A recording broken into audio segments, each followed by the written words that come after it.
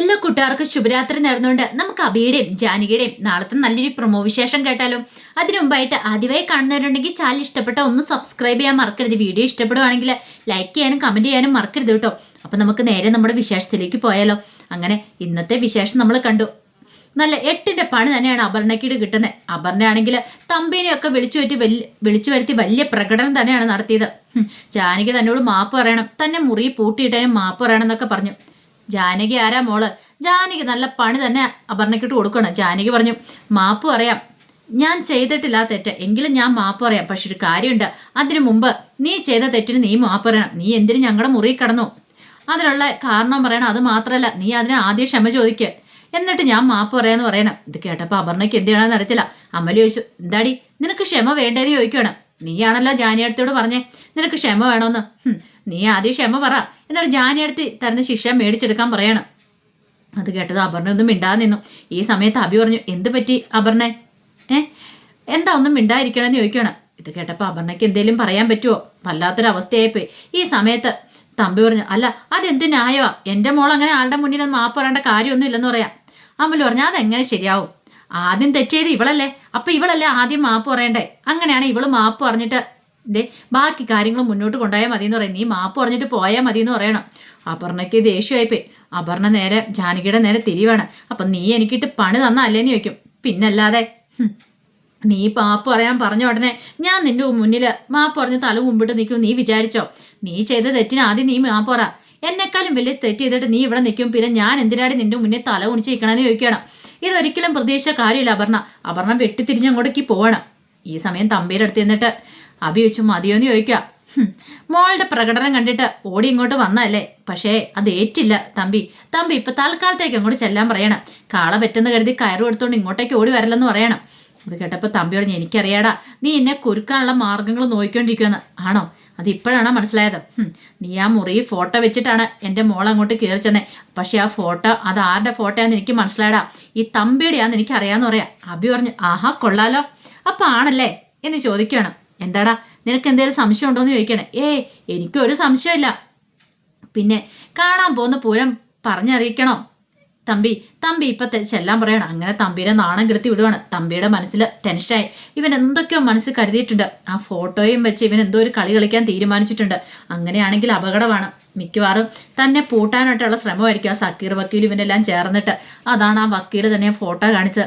ഇങ്ങനെയാണെങ്കിൽ സൂക്ഷിച്ചും കണ്ടും വേണം ഓരോ അടി ഇനി മുന്നോട്ട് വെക്കാനായിട്ട്, അല്ലെങ്കിൽ തനിക്ക് കാലിടണമെന്നുള്ള കാര്യം തമ്പിക്ക് മനസ്സിലായി. ഈ സമയത്ത് ജാനകി പോവാനായിട്ട് റെഡിയാവുകയാണ്. കാരണം അമ്മയെ കണ്ടെത്തണമെന്നല്ല, അമ്മയുടെ അരിയിലേക്ക് പോകണം. കാരണം രാത്രിയിൽ അമ്മയെക്കുറിച്ചുള്ള സ്വപ്നം കണ്ടു കഴിഞ്ഞപ്പോൾ തന്നെ ജാനകിക്ക് നല്ല ടെൻഷൻ ഉണ്ടായിരുന്നു. അതുകൊണ്ട് എത്രയും പെട്ടെന്ന് തന്നെ അമ്മയുടെ അടുത്തേക്ക് പോകണമെന്ന് ജാനകി തീരുമാനിച്ചു. പക്ഷേ പോകുന്നതിന് മുമ്പ് ഇവിടുത്തെ അമ്മയോട്, പ്രഭാവതി അമ്മയോട് കാര്യങ്ങളൊക്കെ തുറന്നു പറഞ്ഞിട്ട് വേണം പോവാൻ എന്നൊരു തീരുമാനം കൂടെ മനസ്സിലുണ്ടായിരുന്നു.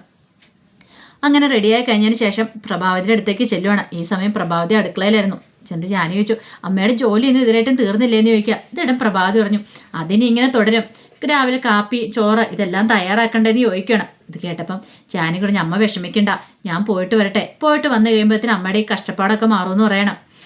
ഇത് കേട്ടപ്പം പ്രഭാവതി ചോദിച്ചു, അല്ല മോളെ നീ എങ്ങോട്ടാ പോകുന്നത്? ശരിക്കും ജോലിക്ക് തന്നെയാണോ എന്ന് ചോദിക്കണം. ഇത് കേട്ടൻ ജാനകി പറഞ്ഞു, ഞാൻ അമ്മയോട് ഇനി സത്യം മറച്ചു വെക്കുന്നില്ല, അമ്മയോട് കള്ളത്തരം പറയുന്നില്ല. ഞാൻ എന്തിനാ കള്ളത്തരം പറയണേ? ശരിക്കും ഞാൻ എൻ്റെ അമ്മയെ കണ്ടെത്തി എന്ന് പറയണം. ഇത് കേട്ടപ്പോൾ പ്രഭാവതിയുടെ മുഖവും തിളങ്ങി. സത്യമാണോ പറയണേന്ന് ചോദിക്കും. അതേ അമ്മേ, ഞാൻ എൻ്റെ അമ്മയെ കണ്ടെത്തി, ഞാൻ എൻ്റെ അമ്മയുടെ അടുത്തുണ്ട്, ഞാൻ എൻ്റെ അമ്മയെ കൂട്ടിക്കൊണ്ട് വരുമെന്ന് പറയണം. ഇത് കേട്ട് ഞാൻ പ്രഭാതി പറഞ്ഞു, അല്ല അത് നിൻ്റെ അമ്മയാന്ന് എന്താ ഉറപ്പിരിക്കണമെന്ന് ചോദിക്കാം. അതെനിക്കറിയാം, എൻ്റെ അമ്മ തന്നെയാന്ന് പറയണം. പിന്നെ അച്ഛൻ മരിക്കണതിന് മുമ്പ് അമ്മ ആരെ എന്താന്നുള്ള വിവരം തന്നിട്ടാ അച്ഛൻ മരിക്കണേന്ന് പറയാം. ഇത് കേട്ടതും പ്രഭാവതിയിൽ ഒരു ഞെട്ടലുണ്ടായി. അപ്പം അദ്ദേഹത്തിന് ഈ കാര്യങ്ങളെല്ലാം അറിയായിരുന്നോ? ജാനകിയുടെ അമ്മ ആരാന്നുള്ള കാര്യമൊക്കെ അറിയായിരുന്നോ എന്നൊരു ചിന്ത മനസ്സിലേക്ക് വരുന്നുണ്ട്. ഒരിക്കൽ പോലും തന്നോട് അദ്ദേഹം ഇതിനെക്കുറിച്ചൊന്നും പറഞ്ഞിട്ട് പോലുമില്ല. ജാനകി അമ്മേനെക്കുറിച്ച് ഒരു ക്ലൂ പോലും തന്നിട്ടില്ല. പക്ഷേങ്കിൽ അദ്ദേഹം ജാനകിയോട് പറഞ്ഞിട്ടുണ്ടായിരുന്നു. ഒന്നും അങ്ങോട്ട് വിശ്വസിക്കാനും പറ്റുന്നില്ല, വിശ്വസിക്കാതിരിക്കാനും പറ്റാത്തൊരവസ്ഥയായിപ്പോയി പ്രഭാവതിക്ക്. പിന്നീട് ജാനകി പറഞ്ഞു, എൻ്റെ അമ്മയെ കൂട്ടിക്കൊണ്ട് ഞാൻ വരും, എൻ്റെ അമ്മയ്ക്ക് കുറച്ച് ഓർമ്മശക്തിയും കാര്യങ്ങൾ വെച്ച് കുറവുണ്ട്, അപ്പോൾ അതുകൊണ്ട് മാത്രം ഇപ്പം അമ്മേനെ ശുശ്രൂഷിക്കാനാണ് ഞാൻ അവിടെ നിൽക്കുന്നത്. അതിനുശേഷം ഞാൻ അമ്മയുടെ കൈയും പിടിച്ചുകൊണ്ട് ഇങ്ങോട്ടേക്ക് വരുമെന്ന് പറയണം. പിന്നെ അമ്മയ്ക്ക് ഇങ്ങനെ കഷ്ടപ്പെടേണ്ട വരില്ല അടുക്കളയിൽ കിടന്ന്. ഞാൻ വന്നു കഴിഞ്ഞിട്ട് പിന്നെ ഞാൻ ജോലികളൊക്കെ ചെയ്തോളാം, അല്ലെങ്കിൽ നമുക്ക് ഏതെങ്കിലും ജോലിക്കാരിയെ നിർത്താമെന്ന് പറയണം. കുറച്ച് ദിവസം കൂടെ അമ്മ ഒന്ന് അഡ്ജസ്റ്റ് ചെയ്ത് നിൽക്കണമെന്നൊക്കെ പറയണം. പിന്നെ അപർണയുടെ സ്വഭാവം അറിയാലോ, അപർണ എന്ത് പറഞ്ഞാലും അമ്മ അത് കാര്യമായിട്ട് എടുക്കണ്ട എന്നൊക്കെ ജാനകി പറയുന്നുണ്ട്. അങ്ങനെ ജാനകി പോണ സമയത്ത് പ്രഭാവതിക്ക് എന്തോ വല്ലാത്തൊരു ബുദ്ധിമുട്ട് തോന്നി. ഇനിയിപ്പം ജാനകി അമ്മേനെ വിളിച്ചുകൊണ്ട് വരുവാണെങ്കിൽ തന്നെ ആ സമയത്ത് ഇവിടുന്ന് പുറത്തടിച്ച് മാറ്റുമെന്ന അല്ല പുറത്തേക്ക് അടിച്ചിറക്കുമെന്നാണ് അപർണ പറഞ്ഞിരിക്കുന്നത്. അവൾ പറഞ്ഞാൽ മിക്കവാറും ചെയ്യുകയും ചെയ്യും. അതിനേക്കാൾ ഉപരി വല്ലാത്തൊരു വിഷമം ഇന്ന് അവൾ തൻ്റെ നേർക്ക് കൈ ഉയർത്തി. അത് ചിന്തിക്കാൻ പറ്റുന്നല്ലോ അപ്പുറമായിരുന്നു പ്രഭാവതിക്ക് അതൊക്കെ ഓർത്ത് കഴിഞ്ഞാൽ ഭയങ്കര വിഷമം വന്നു. ഇന്നല്ലെങ്കിൽ നാളെ താനും അമ്മ കിടക്കുന്നിടത്തേക്ക് പോകേണ്ടി വരും. ഒരുപക്ഷെ ജാനകി അമ്മയുടെ കൂട്ടിക്കൊണ്ട് വന്നിട്ടുണ്ടെങ്കിൽ തനിക്ക് പിന്നെ ഇവിടെ സ്ഥാനം ഉണ്ടായിരിക്കുമോ എന്നൊരു ചിന്തയും കൂടെ പ്രഭാവതിയുടെ മനസ്സിലേക്ക് വരുവാണ്. ഇനി ഇവിടെ താൻ നിന്നിട്ട് കാര്യമില്ല എന്നൊരു ചിന്ത വരുവാണ്. അങ്ങനെ എന്ത് ചെയ്യുവാണ്, പ്രഭാതി ചില കാര്യങ്ങളൊക്കെ തീരുമാനിക്കുകയാണ്. ഈ സമയത്ത് അപർണയും കൊണ്ട് അഭി പോകുവാണ്. അപ്പോൾ പോകുന്ന വഴിക്ക് അപർണയും കൊണ്ടല്ല ജാനകിയും കൊണ്ട്, ഇടയ്ക്ക് പേര് മാറിപ്പോയതാട്ടോ. അങ്ങനെ ജാനകിയും കൊണ്ട് അഭി പോവാണ്. അപ്പോൾ പോകുന്ന വഴിക്ക് ജാനകി പറഞ്ഞു, എനിക്കാണ് അമ്മയുടെ കാര്യം ഓർത്തിട്ട് നല്ല ടെൻഷൻ ഉണ്ടെന്ന് പറയുന്നത്. ഏതമ്മയുടെ കാര്യം? അല്ല ഇവിടുത്തെ അമ്മയുടെ കാര്യമാണ്, അഭിയുടെ അമ്മയുടെ കാര്യം. പാവം, ശരിക്കും പറഞ്ഞാൽ ഇപ്പോൾ സങ്കടം വരുമെന്ന് പറയണം. അടുക്കള കിടന്ന് നന്നായിട്ട് കഷ്ടപ്പെടുന്നുണ്ട്. അപർണ ശരിക്കും കഷ്ടപ്പെടുത്തുവാന്ന് പറയണം. ഇത് കേട്ടപ്പോൾ അഭി പറഞ്ഞു, ഒരു ജോലിക്കാരിയെ നിർത്താമെന്ന് പറഞ്ഞിട്ട് അമ്മയാണെങ്കിൽ സമ്മതിക്കുന്നില്ല എന്ന് പറയണം. അത് പറഞ്ഞിട്ട് കാര്യമില്ല അഭിയേട്ടാ, എത്രയും പെട്ടെന്ന് തന്നെ ജോലിക്കാരിനെ കൊണ്ടുവരണം. അമ്മയെ ഇങ്ങനെ അടുക്കളയിട്ട് കഷ്ടപ്പെടുത്താൻ പറ്റില്ല. ഒരുപക്ഷെ അച്ഛനുണ്ടായിരുന്നെങ്കിൽ അമ്മയ്ക്ക് ഈ ഗതി വരില്ലായിരുന്നു. ഞാനിവിടെ ഉണ്ടായിരുന്നെങ്കിലും കുഴപ്പമില്ലായിരുന്നു, ഞാനും കൂടെ ഇല്ലല്ലോ. ഇത് കേട്ടപ്പോൾ അഭി പറഞ്ഞു, എത്രയും പെട്ടെന്ന് അവിടുത്തെ കാര്യങ്ങളൊക്കെ തീർത്തിട്ട് നീ ഇങ്ങോട്ടേക്ക് വരാൻ നോക്കണം. അധിക ദിവസം ഇനി അവിടെ നിൽക്കാൻ പാടില്ലെന്ന് പറയണം.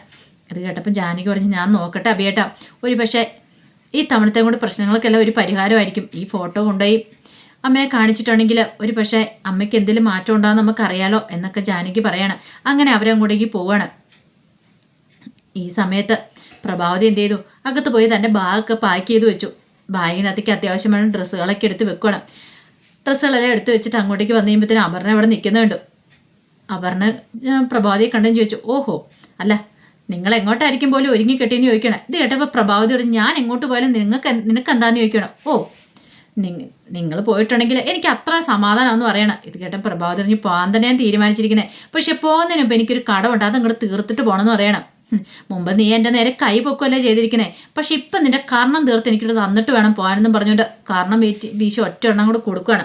ഇതെങ്കിലും തന്നിട്ട് പോയില്ലെങ്കിൽ എനിക്ക് മനസ്സിനൊരു സ്വസ്ഥത കിട്ടത്തില്ല എന്ന് പറയണം. പിന്നെ നീ ഇവിടെ കടിച്ചു നോക്കി കിടന്നു, ഇത് ആരുടെ വീടാണെന്നറിയോ? ആ വീടേയും ജാനകിയുടെയും വീടാണ്. നിനക്കിവിടെ ഒരു സ്ഥാനമില്ല. ഇന്ന് ഞാൻ ഇറങ്ങിയിട്ടുണ്ടെങ്കിൽ നാളെ നീ ഇറങ്ങേണ്ടി വരുമെന്ന് പറയാം. ഇത് കേട്ടൻ പറഞ്ഞു, നിങ്ങളൊന്ന് തള്ളേ, നിങ്ങൾ എങ്ങോട്ട് പോയാലും എനിക്ക് എന്താ കുഴപ്പമെന്ന് ചോദിക്കുക. ഭയങ്കര ദേഷ്യമായിരുന്നു അപർണയ്ക്ക് കാരണം അപർണയ്ക്ക് സഹിക്കാൻ പറ്റിയില്ല.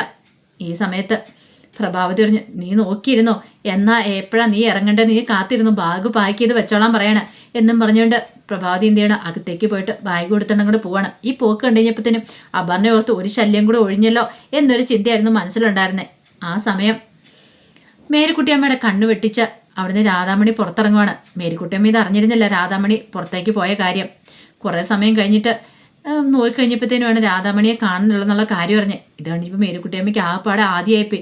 എന്ത് ചെയ്യണം, എവിടെ പോയി അന്വേഷിക്കണം എന്ന് അറിയത്തില്ലാത്തൊരവസ്ഥയിൽ ആകെപ്പാടെ ടെൻഷൻ അടിച്ചിട്ട് ഇങ്ങനെ മേരിക്കുട്ടിയമ്മ ഇരിക്കുകയാണ്. അപ്പോൾ അതിൻ്റെ വിശേഷങ്ങളൊക്കെ നാളെ കാണാൻ പോകുന്നത്. ഇനിയിപ്പം അവിടെ നിന്ന് ഇറങ്ങി കഴിയുമ്പോൾ രാധാമണിയും പ്രഭാവതി അമ്മയും തമ്മിൽ കണ്ടുമുട്ടുന്നുണ്ട്. ഒരുപക്ഷെ ആ കണ്ടുമുട്ടലോട് കൂടിയിട്ട് കാര്യങ്ങൾക്കൊക്കെ ഒരവസാനമാകും. ജാനകിയുടെ വിഷമങ്ങളും വേദനകളും കുറേയൊക്കെ കുറയാൻ ചാൻസ് ഉണ്ട്. ഓർമ്മശക്തി ചിലപ്പോൾ തിരിച്ചു കിട്ടിയോ എന്ന് അറിയത്തില്ല ഇനിയിപ്പം.